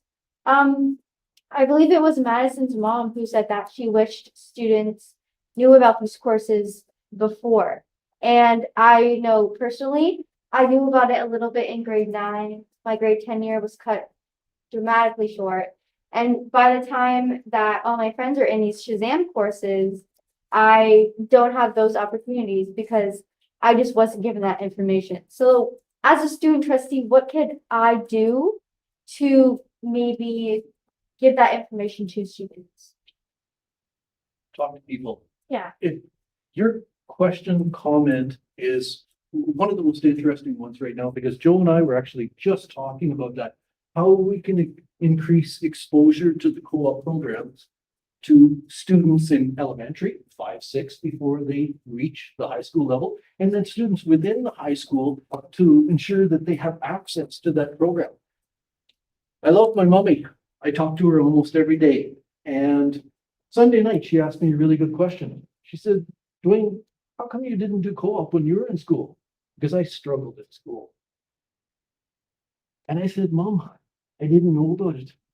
It existed at that point, but I didn't know about it. And it would have changed probably my education if I would have been able to get into co-op. So I am with you. Somehow we need to get that message out to students at all the different levels to put it in their brain that, hey, we should be looking at this as an opportunity because it is good for a lot of students, if not all students. Any other questions or comments? I guess even though I'm only acting chair, I do get some privileges, so. One thing I wanted to do before I forget is, I don't think we've done this for a while, but I want to acknowledge like a fellows grad, Dwayne, coming back to the system and helping, you know, with our system and our, I don't know if anybody else a fellows grad in this group, like fellows grad or a valley grad, our prior or. Yeah, anyway, we used to acknowledge it. It's nice to acknowledge what you're doing and you're welcome. Good to see a homegrown product come back. And Wayne was the running back, by the way. He was the double guy. I do have a comment. Actually, Chair Kaiser? Sure, go ahead, Chair. I could make a comment. Yeah. Just sitting here, you know, watching this fantastic presentation, and I couldn't agree more with, you know, the value of co-op. Back in my day, of course, I went to school with Fred Flintstone and Barney Rubble. They didn't have things like that. And this is just absolutely amazing for all the different pathways. And I really appreciate the effort that the people from this committee have made in speaking to the Board of Trustees. And like many others in the room, I spent a couple of years at Fellows, you know, with Dwayne and Alex. And I guess you were before my time, David, and of course Jacqueline was there, and Mike, of course. And it's just an amazing school. And these are just fine representatives, you know, of that school and all the things they do for kids. So thank you to all of you for making this presentation, and it was truly heartfelt. And you are a vital part of the heart of Fellows, so and the board. So thank you very much. Thank you, Chair Morrison. As the chair mentioned, a great presentation, I think deserves, you know, one action item. So what is one thing that the co-op program needs from us right now? I don't know who wants to. Sorry, I missed the question. What is the one thing the co-op program needs from this board right now? Well, Dwayne, I actually will piggyback off of the student trustee. I apologize, I don't know your name. Taylor. Taylor? I think that is the action item that we should move towards, is increasing the exposure, somehow getting the message out to students that co-op is available, useful, and can accommodate virtually any level within the system. So for me, that would be the action item, to somehow find a way to make that happen. So increase the exposure for students. And I add, as well as you're right, just our exposure to our community partners. Yeah. Yeah. Yes, that has to go hand in hand. That public relations piece that we have within our buildings out to our community partners, that that we want working with our district. I think that's great. It just creates more and more opportunity. So I'm going to suggest that maybe there's 2 action items. They only ask for one. Yes. Traditionally, historically, we have had a number of placements at Pembroke Regional Hospital. Right now, we have placements at Barry's Bay. We have placements at Arnprior. We have placements at Deep River. The Pembroke Regional Hospital still hasn't opened up their placements to us. So if you have any influence at the board level at the Pembroke Regional Hospital, you need help with that because it affects a select group of students who are typically some of the highest achieving students within the system, but they can't get a co-op placement there right now. And I can't change that. I need help with that one. So if you have any influence within that organization, I realize I might be speaking out of turn, but we do need help with that. You know, one with Shields. Yeah, I just wonder if our website, if we put this on our website somehow to advertise this and promote it. I think that's a great idea. And so as Alex mentioned earlier, preaching to the choir, right, Alex? And so we know that we have your support. The fact that you invite us to come and do these presentations tells us that you value the work that we're able to do in support of our students. And we're all on the same page with that. So thank you for that question. Thank you for the support. And thanks for giving us an opportunity to present here. That's a start. When we know that you're supportive of these programs and that you're looking for ways to support the staff that are trying to implement them, that means a lot. It gives us the confidence to continue looking for new ways to improve and innovate. And that's part of it. And it's built into our strat plan. So that language about inspiring partnerships, that's built right into our strat plan. And we're taking that with us as we move forward over these next couple of years. It's built right into our inspired learning document, our framework for learning, where we talk about the importance of collaboration and the point about getting to know our students. It's built right in there, collaborating students as partners in their own learning. So you've put some frameworks in place for us to follow, and we really appreciate that. We'll work on the piece about getting it out in the community. We'll keep building that. And as Dwayne mentioned, word of mouth is just really as helpful as anything. So thank you all very much. Ms. Perea, do I turn it back over to you or to Mr. Kaiser or to Want to finish up? I'll just say many thanks, of course, and the goal that we've set out in doing presentations is to help with the rethink at secondary. So some of those ideas will go back into what we feed forward and consider as we think about all programs together. So it's nice for you to have, opportunities for snippets of pieces and to hear from people that, of course, are very passionate about what they do. So just thanks so much for being here tonight.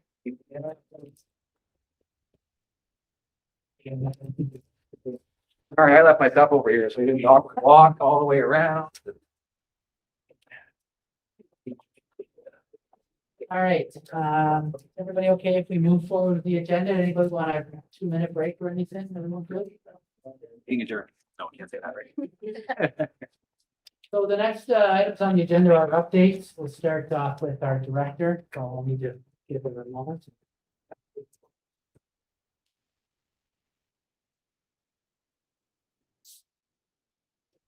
I'm going to keep the updates to 30 seconds or less. Just so everybody know. Hey.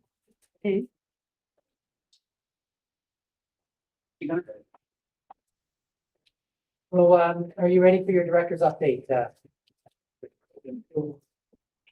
And the update was in your agenda package, so I'll turn it over to our director. Thank you, Mr. Chair. Despite the change in the weather and the shift in the daylight savings time, the month of November has been as energetic and fast-paced as ever across our district. A number of exciting activities and events, initiatives, or projects that have taken place in our school communities this past month. There's just 2 I'd like to highlight right off the top. One is Take Our Kids to Work Day on the 3rd of November. Schools across the system took part in Take Our Kids to Work Day, an opportunity to explore career options. At the secondary level, for instance, a virtual event took place to showcase opportunities, including much of what we've talked about here today, co-op, OEP, dual credits, specialist high schools majors, as well as hear from employees in a variety of professions in the county, such as the Canadian Nuclear Laboratories, a global leader in STEM, in addition to other members of the labor market group of Renfrew and Lanark. In particular, Job Talks Executive Director, Dr. John Gallagher, provided an insightful keynote session related to 5 great reasons for a career in the skilled trades. Our gratitude to Superintendent Poirier, System Principal Jenny Smith at the secondary level, and our OYAP and SHSM coordinators, Alex Harris and Patrick Brazo, who are both here today for organizing this wonderful day.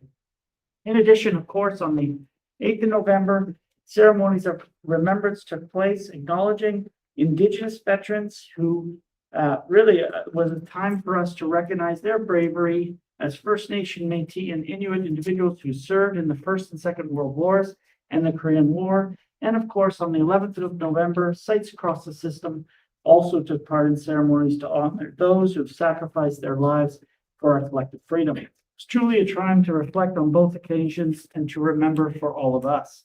A few other exciting events that have taken place: a Community Equity, Diversity, and Inclusivity Forum. On the 2nd of November, System Principal Amy Johnson and I took part in a community forum related to EDI at the Best Western in Pembroke. The session involved leaders from a number of community agencies, including Family and Children's Services of Renfrew County, and launched a very important discussion related to our collective efforts to eliminate all forms of discrimination and systemic barriers throughout our organizations. The aspirational goal that we're striving towards across all of our particular organizations. We made a commitment to host a future forum of this group at one of our school sites in the future when health and safety protocols allow, and System Principal Johnson will be working on that and bringing that forward. In addition, on that day was a busy day for us. Communications Manager Ladder and I met with Colonel John Bass and his staff to discuss our vibrant partnership and growth currently taking place in the Petawawa area. We committed to providing the Human Resources Department of Garrison Petawawa with a flyer on the programs and services offered in the Petawawa family of schools, including the FSL programs available at the elementary and secondary levels at Herman Street Public School, Pineview Public School, and of course, Ballard JK-12 School, for inclusion in their orientation packages for incoming military families. Of note, Colonel Bass was pleased to point out that he's a proud product of our system, having graduated from General Panay High School, and very important in the context of our current time right now, the offering of early French immersion at Pineview Public School coming up for next school year allows for a very clean communication to our military families around the French immersion being available at each of our sites in the Petawawa family of schools. So it'll make that very straightforward, very seamless, and allow for that element to be showcased for those families joining us. Very, very productive meeting that we had. Finally, as a part of the update, Rogers Hometown Hockey Tour comes to Pembroke from December 4th to 6th over that weekend coming up, first week in December.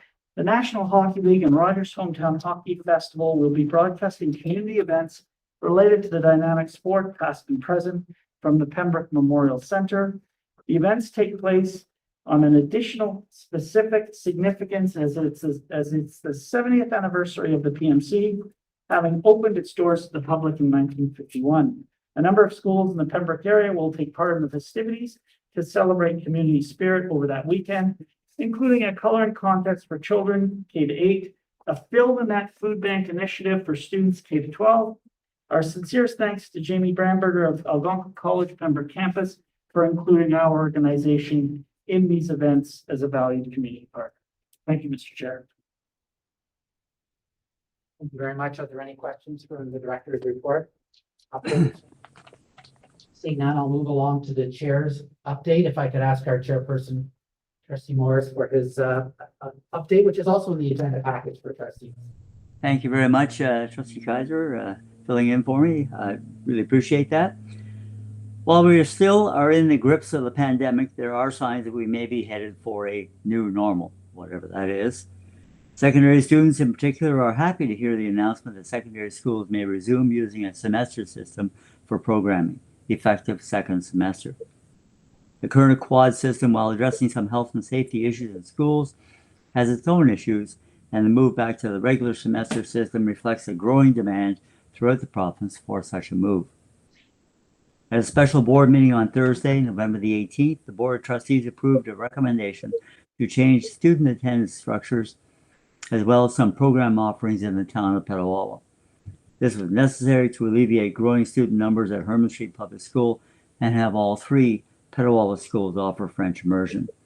A virtual public meeting will be held Wednesday, December the 8th, for all interested parents and residents in the town of Petawawa to explain in detail these positive changes and answer any questions people may have. The Board of Trustees recently approved a territorial acknowledgement to be read at the start of board meetings. We are most pleased finally to have this in place as we seek to honor our First Nation, Métis, and Inuit partners and forge a respectful and productive relationship with them. As we head into the holiday season, I want to take this opportunity to wish everyone a safe and happy holiday. Thank you. Thank you, Chairperson Morris. Comments or questions for our chair on his update? Seeing none, the next item is the student trustees update, also included in the agenda package, I believe. Taylor, I would turn it over to you to start the update. On November 18th, we had our second student senate meeting. It was a packed agenda. Some key highlights that were discussed were our conversations about our social media, promoting mental health in partnership with Lisa Laviere through the sharing of resources and hosting activities during Mental Health Week in May. Our work introducing elementary students to student government and our secondary school review led by Director Bacone. Jasmine and I have set dates for upcoming initiatives we would like to take on, such as our mental health week. Our senators are to have meetings with their individual school support counselors, and we are to have any resources, speakers, etc. planned within the upcoming months. The specific dates are included in our minutes. We discussed our plan for Grady Elementary outreach, and we will have a separate meeting with the with Jenny Smith.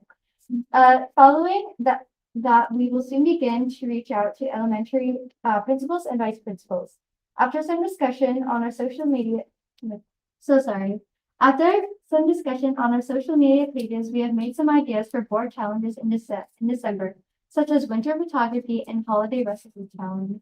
We also went over what type of content we would like to see on our Instagram.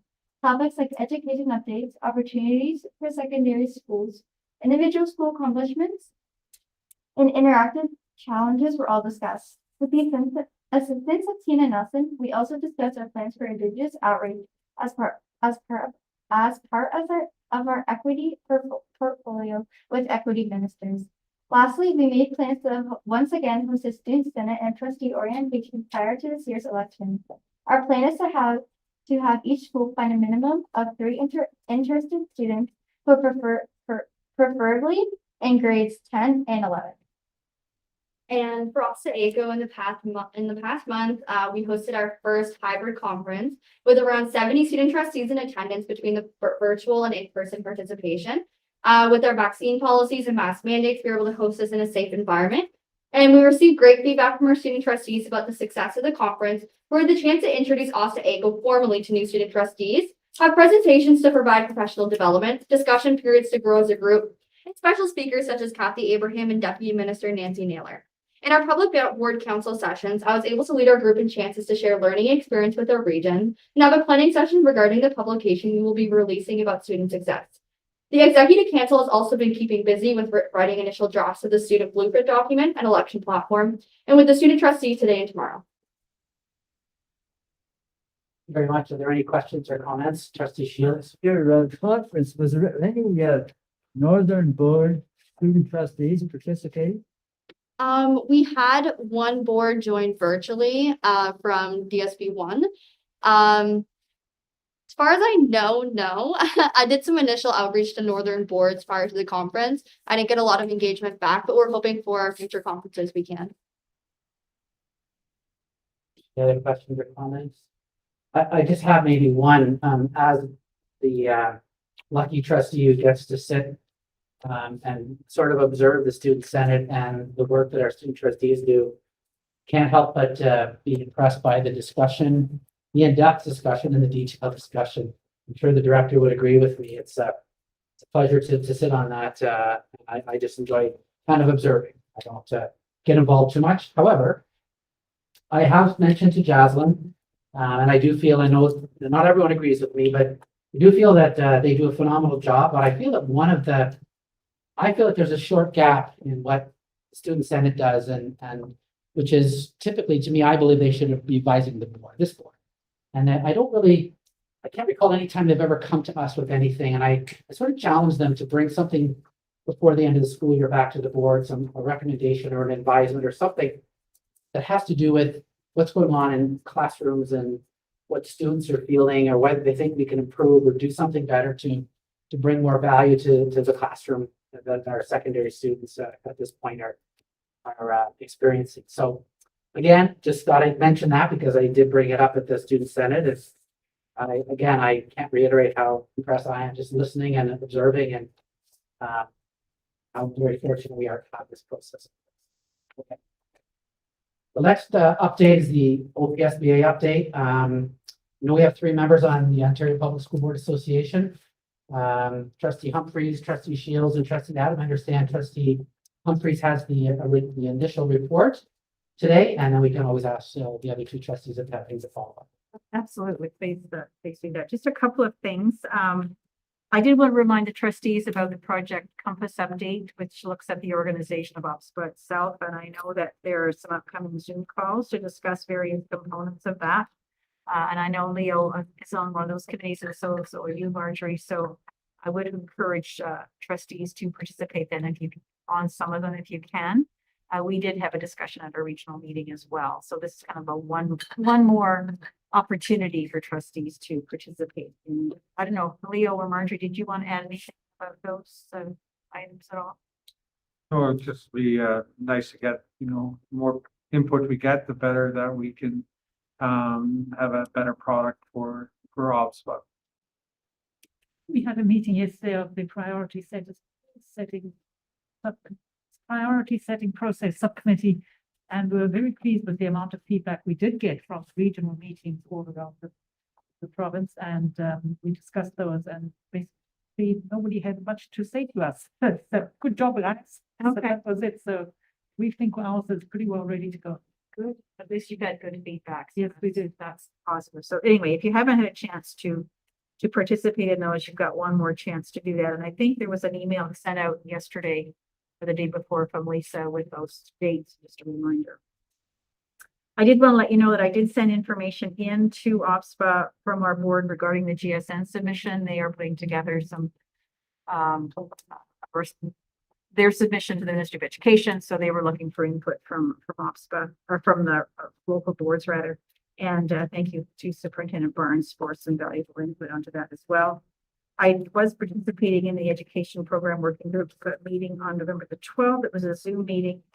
I don't know if I can read my writing or not. I will share a slide deck out with you. We had a speaker from the Ministry of Education on anti-sex trafficking and what the Ministry of Education is looking at in regards to that. So I will share that out with you. I think I just received it yesterday, so I'll share that soon. And just to let you know that OPSBA has also hired an Assistant Director of Equity, Diversity, and Inclusion. This is the first time that they have a staff person fully dedicated to this, and it's really part of that equity audit that they went through in the last year or so. And his name is Ken Jeffers. I don't know if that name's familiar to anybody, but anyway, he has worked, I think, with TDSB, as well as some other boards on this area of expertise as well. Just to let you know that. And there is a board of directors meeting this Saturday. Unfortunately, neither Marjorie or I are able to attend, but anyway, we will do our best. I'm not sure if Dave's able to attend either, because I know you're in the middle of moving, so. We're a little busy right now. We may be absent this month, unfortunately, so our apologies. But I don't know, Marjorie or Dave, anything else you wanted to add? And of course, PEZ is coming up again in January. At this point, it's still virtual, so just stay tuned for details on this. Any questions or comments for Trustee Humphreys? Seeing none, the next item on the agenda is correspondence. I'm not aware of any correspondence. Other business, and John, maybe procedurally, I should have mentioned the 4 additional items under other business, or I could just add them now verbally. Okay, sorry about that. Please call for any items under. Okay, so there's 4 update items under other business. The first item, I will turn it over to Superintendent McIntyre. It's an update on the 5 to 11 vaccination protocols. And I think, as I understand it, where we are as a board right now. Yeah, thank you, Dave. As you may or may not know, parents across the province, but in Renfrew County as well, can log on to the Ministry of Health portal and book their children's vaccination. I know parents have done that as early as today. We're also we are engaging, actually, if you see me typing over here, I've been getting some messages from RCDHU in terms of setting up some vaccination clinics at some schools. So we'll work that out. That will happen later in December. Just one point to be certain that we're clear with other stakeholders is vaccinations will not take place during the instructional day. Vaccinations will take place during non-instructional time. So likely on the weekends or clinics that we might host if those details manifest. And for clinics that are being hosted by RCDHU at their own sites and locations. So this is really fresh as it just opened up today. But we are, of course, we will partner with the RCDHU in terms of offering our spaces in our schools and through Jen and Bill, the custodial support that's required to make certain those locations stay safe and clean while the community is using them. All of those details will start to unfold, I'm sure, in the coming days, but in the first phase of the vaccinations for 5 to 11-year-olds, RCDHU is looking after vaccination clinics at their own locations, not ours. The earliest we might have one seems to be about December 18th, but that's to be determined as we get into the next couple of days. But to write that date on ice for me. Thank you very much, Superintendent McIntyre. Any questions? Thank you again. Second item under other business, Superintendent Poirier, I'll ask you if you could update on it was mentioned a bit by the chair, but on the ministry announcement regarding the move to the semester system for secondary in the second semester. Sure. So as you do know, there is the direction that we're able to move to a semester system for second semester. And we are awaiting as well some potential information about whether we might be able to move even sooner than that. You would have noted if you read in the ministry memos that public health units can give that advice and collaborate with the school districts. So we are anticipating that we would receive some more information in the coming days, but the health unit did indicate that they needed some time to go back and have some dialogue too, as a result of hearing that information. So they were inquiring into some things as well. Right now, we did enter the fall with the understanding that if we were able to switch to regular semestered, we would be able to do so. We had worked with the Aspen team to discuss how we do that. They'd need a couple of days to make things switch over, but ultimately we've set it up so that it can be done. And so that means if we're able to switch earlier, or if it's for second semester, we're ready to proceed with that. We'll have to have some conversations and dialogue back with the schools about a few things logistically, because it does change things up, but it certainly is definitely a step in the right direction for everybody. And I know that students and staff alike are very much looking forward to it. Does that update questions for Superintendent Poirier? Seeing none, thank you again. The third item under other business.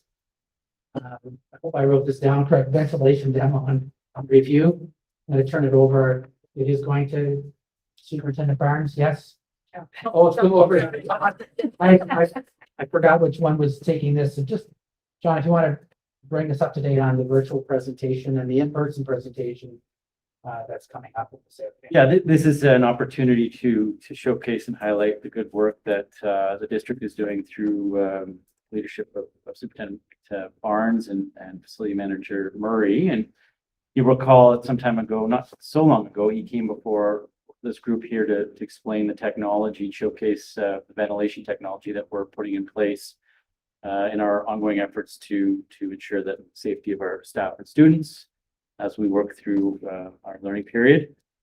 So tomorrow we're having a visiting delegation, folks from the National Research Council, Renfrew Victoria Hospital, Renfrew County Catholic School Board just down the road, Ottawa Community Housing as well. And they're coming to Pineview to see an installation in action and the technology at work, as it were. So just a really great opportunity to have rather big players, local and beyond, to come to us to see how we're, leading the way, as it were, on this initiative around ensuring the safety of air quality, or the integrity of air quality, particularly in the lens of COVID. And we know that that's an important one, certainly in the last year.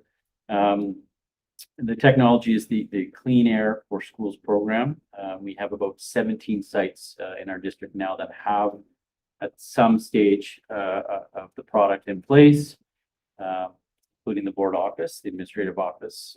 So it's really an opportunity to beat the drum, as it were, and champion ourselves leading the way in this. So just an FYI, we're having guests, and all COVID protocols will be in place. We have those attestations, but should be an interesting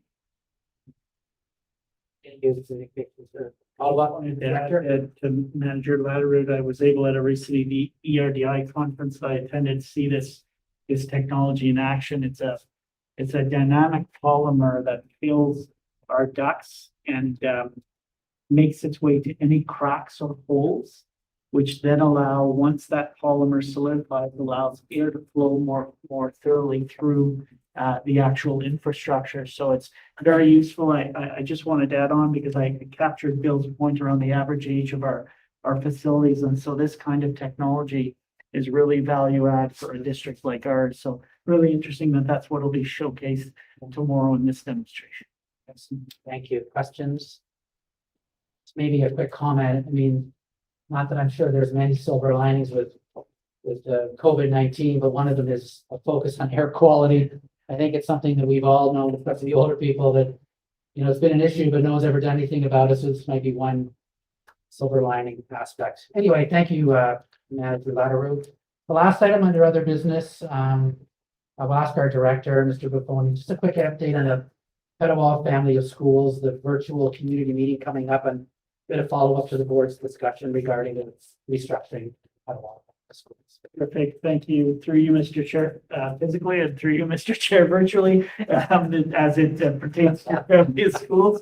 I just thought I would, and I know that Chair Morris added in his update, we are hosting, of course, as Brian mentioned, on December 8th, that information session for the Petawawa family schools. Two parts to that. One, of course, is really a provision of a rationale for the decisions we made as a board and as a senior staff. And I think that's important to go back to the community when we laid out some of the options for consideration for the Board of Trustees, going back and explaining ultimately where the decision landed as a Board of Trustees, and the staff will do our very best. And I know our chair will be there to provide a rationale for that sensibly, and I think we landed in a very good spot. The second one is really to explain a process of timelines for our families, our parents and guardians, and of course our students, and an expression of interest in when that would be for the early French immersion that will start at the Pineview Public School program for the fall of 2022, so that both our staffing through human resources and of course our mobilization of the program can get a sense of those parents and guardians who are interested in that. It's not a lockdown commitment, but the expression of interest will give us a sense of how to begin that process and make sure we've timed it properly for the fall, in addition to that shift of those intermediate students in grades 7 and 8 from Herman Street over to Valor. So multifaceted. We'll make sure we give that explanation, answer any questions they might have, and give them a signal of when we would go out for that expression of interest sometime early. That update questions? Trustee Humphries? I guess just a question. Can we join in virtually? I mean, I don't know that. I'm not sure if I go to find you personally. I don't want to take up space, but I would like to be interested in hearing the conversation. It's a virtual, the December 8th, we can send It is virtual. Send a link. Yes, the link will be shared with the trustees Perfect. as we get closer. Yep. Person Morris, any questions, comments?